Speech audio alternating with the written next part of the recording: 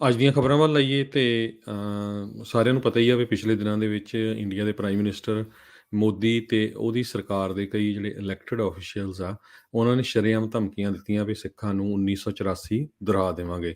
ਦੂਸਰੇ ਪਾਸੇ ਦੇਖੋ, ਆਪਾਂ ਬਹੁਤ ਛੋਟੀ ਜਿਹੀ ਕਮਿਊਨਿਟੀ ਆ, ਅਮਰੀਕਾ ਦੇ ਵਿੱਚ ਵਸਦੇ ਆ। ਅਮਰੀਕਾ ਦੇ ਵਿੱਚ ਨਿਊ ਜਰਸੀ ਸਟੇਟ ਦੀ ਸੈਨੇਟ ਨੇ 1984 ਦੇ ਵਿੱਚ ਜੋ ਕਤਲੇਆਮ ਹੋਇਆ, ਉਸ ਨੂੰ ਜੈਨੋਸਾਈਡ ਡਿਕਲੇਅਰ ਕੀਤਾ ਹੈਗਾ। ਨਿਊ ਜਰਸੀ ਦੀ ਸੈਨੇਟ ਨੇ ਇਹ ਪਿਛਲੇ ਦਿਨਾਂ ਦੇ ਵਿੱਚ ਰੈਜ਼ੋਲੂਸ਼ਨ ਪਾਸ ਕੀਤਾ ਤੇ ਇਸ ਦਾ ਸਿੱਖ ਕਾਕਸ ਕਮੇਟੀ ਨੇ ਧੰਨਵਾਦ ਵੀ ਕੀਤਾ। ਰੈਜ਼ੋਲੂਸ਼ਨ ਜਿਹੜਾ ਸਬਮਿਟ ਕੀਤਾ ਗਿਆ ਸੀ, ਉਹ ਸਟੇਟ ਸੈਨੇਟਰ ਸਟੀਫਨ ਸਵੈਨੀ ਤੇ ਇੱਕ ਹਿੰਦੂ ਮੈਂਬਰ ਵੀਨੂ ਗੋਪਾਲ, ਇਹ ਦੋਨਾਂ ਨੇ ਹੀ ਜਿਹੜੇ ਇਹ ਲੈ ਕੇ ਆਏ ਸੀ ਰੈਜ਼ੋਲੂਸ਼ਨ, ਤੇ ਸਾਰੀ ਸੈਨੇਟ ਨੇ ਇਸ ਨੂੰ ਪਾਸ ਕੀਤਾ। ਤੇ ਇਸ ਰੈਜ਼ੋਲੂਸ਼ਨ ਦੇ ਵਿੱਚ ਇਹ ਕਿਹਾ ਗਿਆ ਕਿ ਸਿੱਖਾਂ ਦਾ 1984 ਦੇ ਵਿੱਚ ਕਤਲੇਆਮ ਹੋਇਆ ਸੀ, ਇਹ ਇੱਕ ਜੈਨੋਸਾਈਡ ਸੀ। ਕੱਲਾ ਇਹ ਦਿੱਲੀ ਦੇ ਵਿੱਚ ਨਹੀਂ, ਹੋਰ ਵੀ ਬਹੁਤ ਸਾਰੀਆਂ ਸਟੇਟਸ ਦੇ ਵਿੱਚ ਹੋਇਆ ਹੈਗਾ। ਇਸ ਤੋਂ ਪਹਿਲਾਂ ਵੀ ਕੈਲੀਫੋਰਨੀਆ ਸਟੇਟ ਅਸੈਂਬਲੀ ਨੇ 2015 ਦੇ ਵਿੱਚ ਇੱਕ ਰੈਜ਼ੋਲੂਸ਼ਨ ਪਾਸ ਕੀਤਾ ਸੀ, ਜਿਹਦੇ ਵਿੱਚ ਇਹ ਰਿਕੋਗਨਾਈਜ਼ ਕੀਤਾ ਗਿਆ ਸੀ ਵੀ ਸਿਸਟੇਮੈਟਿਕ ਤੇ ਆਰਗੇਨਾਈਜ਼ ਕਿਲਿੰਗ ਹੋਈ ਸੀ ਸਿੱਖਾਂ ਦੀ 1984 ਦੇ ਵਿੱਚ। 2018 ਦੇ ਵਿੱਚ ਪੈਂਸਿਲਵੇਨੀਆ ਅਸੈਂਬਲੀ ਨੇ ਵੀ ਯੂਨੈਨਿਮਸਲੀ ਰੈਜ਼ੋਲੂਸ਼ਨ ਪਾਸ ਕੀਤਾ ਸੀ 1984 ਦੇ ਵਿੱਚ ਸਿੱਖਾਂ ਦੇ ਕਤਲੇਆਮ ਨੂੰ ਲੈ ਕੇ।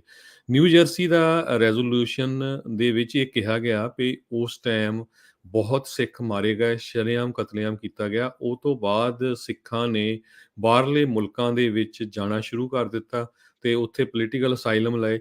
ਸੋ ਇਸੇ ਤਰ੍ਹਾਂ USA ਦੇ ਵਿੱਚ ਵੀ ਬਹੁਤ ਵੱਡੀਆਂ ਸਿੱਖਾਂ ਦੀਆਂ ਕਮਿਊਨਿਟੀਜ਼ ਸੈਟਅਪ ਹੋ ਗਈਆਂ, ਜਿੱਦਾਂ ਕਿ Fresno, Yuba City, Stockton, Fremont, Glen Rock, Pine Hill, Carteret, New York City ਤੇ ਫਿਲਡੈਲਫੀਆ।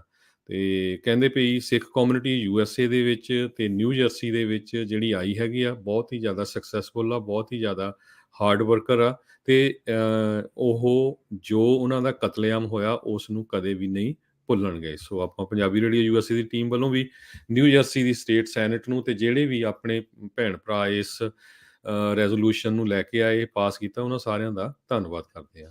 ਜੀ, ਬਿਲਕੁਲ ਜੀ, ਬਹੁਤ ਇਹ ਵੱਡੀ ਗੱਲ ਆ। ਇੱਦਾਂ ਦੇ ਹੋਰ ਵੀ ਰੈਜ਼ੋਲੂਸ਼ਨ ਕਈ ਹੋਰ ਜਿੱਦਾਂ ਤੁਸੀਂ ਆਲਰੇਡੀ ਜ਼ਿਕਰ ਕੀਤਾ ਸਟੇਟਸ ਦੇ ਵਿੱਚ, ਤੇ ਕਈਆਂ ਨੇ ਸਿਟੀ ਪੱਧਰ ਦੇ ਉੱਤੇ ਵੀ ਜਿਹੜੇ ਆ ਉਹ ਪਾਸ ਕਰਵਾਏ ਗਏ ਆ। ਯਾਦਵਿੰਦਰ ਸਿੰਘ, ਪ੍ਰਿਤਪਾਲ ਸਿੰਘ, ਹਰਪ੍ਰੀਤ ਸਿੰਘ, ਜਿਹੜੇ ਸਿੱਖ ਕਾਕਸ ਕਮੇਟੀ ਦੇ ਵਿੱਚ ਹੈਗੇ ਆ, ਉਹਨਾਂ ਨੇ ਇਸ ਦੇ ਪਾਸ ਹੋਣ ਤੇ ਜਿਹੜੀ ਉਹ ਧੰਨਵਾਦ ਜਿਹੜਾ ਉਹ ਕੀਤਾ ਆ।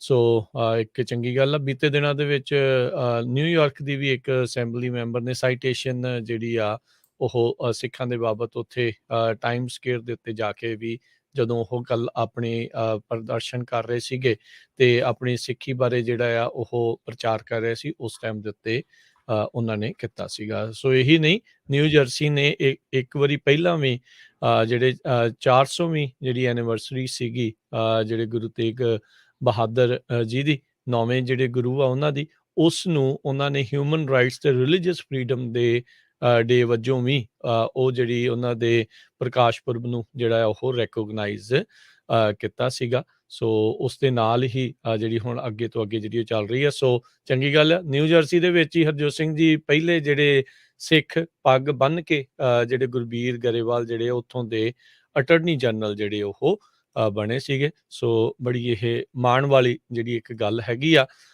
ਇੱਕ ਜਿਹੜੀ ਹਰਜੋਤ ਸਿੰਘ ਜੀ ਇਸ ਚੀਜ਼ ਦੇ ਵਿੱਚ ਜ਼ਰੂਰ ਹੈਗੀ ਆ, ਇੱਦਾਂ ਦੇ ਜਿਹਨਾਂ ਥਾਵਾਂ ਦੇ ਉੱਤੇ ਨਾ ਇੱਕ ਲਾਇਬ੍ਰੇਰੀ ਦੇ ਵਿੱਚ ਸੰਤਾਂ ਦੀ ਤਸਵੀਰ ਤੇ ਉਸ ਦੀ ਯਾਦਗਾਰ ਬਣਾਈ ਸੀ, ਪਰ ਉਸ ਥਾਂ ਦੇ ਉੱਤੇ ਜਿਹੜੀ ਭਾਰਤੀ ਸਟੇਟ ਕਹਿ ਲਓ ਜਾਂ ਉਸ ਦਾ ਪੂਰਾ ਤਾਣਾ ਬਾਣਾ ਲੱਗ ਕੇ ਉਹਨਾਂ ਨੇ ਉੱਥੋਂ ਲਵਾਉਣ ਦੀ ਵੀ ਜਿਹੜੀ ਉਹ ਕੋਸ਼ਿਸ਼ ਵੀ ਕੀਤੀ ਸੀ।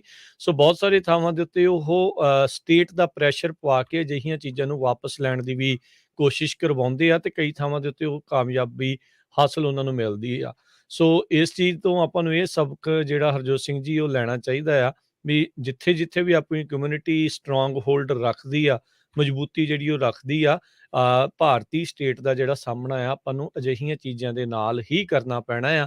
ਉਹਨਾਂ ਨੇ ਸਿੱਖਾਂ ਦੀ, ਪੰਜਾਬੀਆਂ ਦੀ ਜਿਹੜੀ ਆਵਾਜ਼ ਆ ਉਸ ਨੂੰ ਦਬਾਉਣ ਦੇ ਲਈ ਕਈ ਕੁਛ ਕਰਨਾ ਜਿਹੜਾ ਉਹ ਹੈਗਾ ਆ। ਹੁਣ ਸਿੱਖਾਂ ਨੂੰ ਆਪਣੇ ਖੇਮੇ 'ਚ ਕਰਨ ਦੇ ਲਈ ਭਾਰਤੀ ਜਿਹੜੀ ਉੱਥੇ ਦੀ ਸਰਕਾਰ ਆ ਸਹੀ ਸਾਰਾ ਕੁਛ ਜਿਹੜੇ ਆ ਹਰ ਤਰ੍ਹਾਂ ਦਾ ਜਿਹੜੀਆਂ ਉਹ ਚਾਲਾਂ ਵੀ ਚੱਲ ਰਹੀ ਆ, ਦੇਖ ਵੀ ਰਹੇ ਆ। ਹੁਣ ਸਾਹਿਬਜ਼ਾਦਿਆਂ ਦੀ ਸ਼ਹਾਦਤ ਨੂੰ ਆਪਾਂ ਦੇਖ ਲਓ ਵੀ ਕਿਸ ਤਰੀਕੇ ਦੇ ਨਾਲ ਉੱਥੋਂ ਦੇ ਪ੍ਰਧਾਨ ਮੰਤਰੀ ਨੇ ਟਵੀਟ ਕਰਕੇ ਜਿਹੜਾ ਉਹ ਜਿਹੜਾ ਇੱਕ ਬਾਲ ਦਿਵਸ ਕਰਕੇ ਉਸ ਨੂੰ ਮਨਾਉਣ ਦੀ ਜਿਹੜੀ ਗੱਲ ਕੀਤੀ, ਜਿਸ ਦਾ ਵਿਰੋਧ ਵੀ ਜਿਹੜਾ ਹੋ ਰਿਹਾ ਵੀ ਸਾਡੇ ਜਿਹੜੇ ਸਾਹਿਬਜ਼ਾਦਿਆਂ ਦਾ ਜਿਹੜਾ ਨਾਮ ਆ ਉਸ ਦੇ ਨਾਲ ਬੜੇ ਜਿਹੜੇ ਪਿਆਰ ਦੇ ਨਾਲ ਤੇ ਬੜੇ ਮਾਣ ਦੇ ਨਾਲ ਬਾਬਾ ਜਿਹੜਾ ਉਹ ਸ਼ਬਦ ਜਿਹੜਾ ਉਹ ਲਾਇਆ ਜਾਂਦਾ ਆ। ਸੋ ਹੁਣ ਸਿੱਖ ਬੰਦੀਆਂ ਨੂੰ ਰਿਹਾ ਕਰਨ ਦੀਆਂ ਗੱਲਾਂ ਵੀ ਅੰਦਰ ਖਾਤੇ ਜਿਹੜੀਆਂ ਉਹ ਚੱਲਣੀਆਂ ਸ਼ੁਰੂ ਹੋ ਗਈਆਂ ਆ। ਸੋ ਕਈ ਕੁਛ ਜਿਹੜਾ ਆ ਸਿੱਖਾਂ ਨੂੰ ਆਪਣੇ ਪੱਖ 'ਚ ਕਰਨ ਦੇ ਲਈ ਉਹ ਕਰ ਰਹੇ ਆ, ਪਰ ਆਪਾਂ ਨੂੰ ਇਹਨਾਂ ਦੀਆਂ ਇਹ ਵੋਟਾਂ ਲੈਣ ਵਾਲੀਆਂ ਜਿਹੜੀਆਂ ਚਾਲਾਂ ਤੋਂ ਬਚਣ ਦੀ ਜ਼ਰੂਰਤ ਜ਼ਰੂਰ ਰਹਿੰਦੀ ਆ, ਤੇ ਬਾਹਰਲੇ ਮੁਲਕਾਂ 'ਚ ਇੱਦਾਂ ਦੇ ਆਪਾਂ ਨੂੰ ਜਿਹੜੇ ਕੰਮ ਉਹ ਜ਼ਰੂਰ ਕਰਦੇ ਰਹਿਣੇ ਚਾਹੀਦੇ, ਜਿਸ ਦੇ ਨਾਲ ਭਾਰਤੀ ਹਕੂਮਤ ਦਾ ਜਿਹੜਾ ਉਹ ਚਿਹਰਾ ਨੰਗਾ ਹੁੰਦਾ ਰਵੇ ਵੀ ਉਹਨਾਂ ਨੇ ਕੀ ਘਾਣ ਪਿਛਲੇ ਸਾਲਾਂ ਦੇ ਵਿੱਚ ਉਹ ਕਰਦੇ ਆ ਰਹੇ ਹੈਗੇ। ਜੀ, ਤੇ ਪਲੱਸ ਜਿਹੜੇ ਹੁਣ ਅੱਜ-ਕੱਲ੍ਹ ਵੀ ਧਮਕੀਆਂ ਦੇ ਰਹੇ, ਉਹਨਾਂ ਨੂੰ ਵੀ ਪਤਾ ਰਹੇ ਵੀ ਹੁਣ ਉਹ 84 ਹੈ ਨਹੀਂ, ਹੁਣ ਸਿੰਘ ਪੂਰੀ ਤਰ੍ਹਾਂ ਤਿਆਰ ਆ, ਪੂਰੀ